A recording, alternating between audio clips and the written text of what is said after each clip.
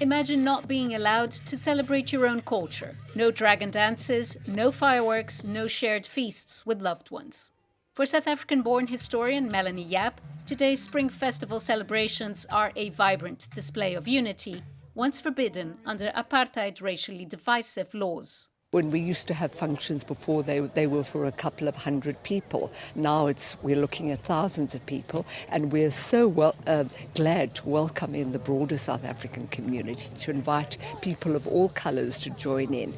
Yap's book, Color, Confusion and Concessions, unearths the history of the Chinese in South Africa, who arrived as early as 1660, not long after the first white settlers. The first Chinese who came here were sent out as indentured labourers and convicts to work for the Dutch East India Company. And when the British took over the Cape, Chinese indentured labour was brought in.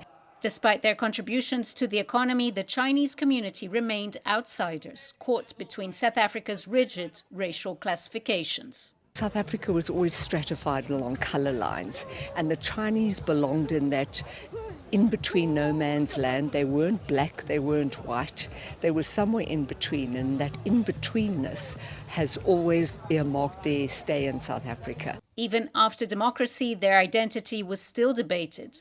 Yap's book played a pivotal role in a landmark case where human rights lawyer George Bizos successfully argued that the Chinese should be classified as previously disadvantaged. And I can still remember Advocate George Bizos holding a copy like this up in court, saying it's all written down in here, and nobody disputed and said it wasn't correct. It was taken at face value that what we had written was in fact the correct interpretation of what happened to the Chinese over several centuries. Today, as China and South Africa strengthen trade and diplomatic ties, the local Chinese community is still fighting for recognition and understanding. There's still a lot of misunderstanding about the local Chinese, the new Chinese that are coming through, the growth, the investment. I think the only way to really to tackle a lot of that is creating better understanding. A culture once forced into the shadows is now celebrated in the open.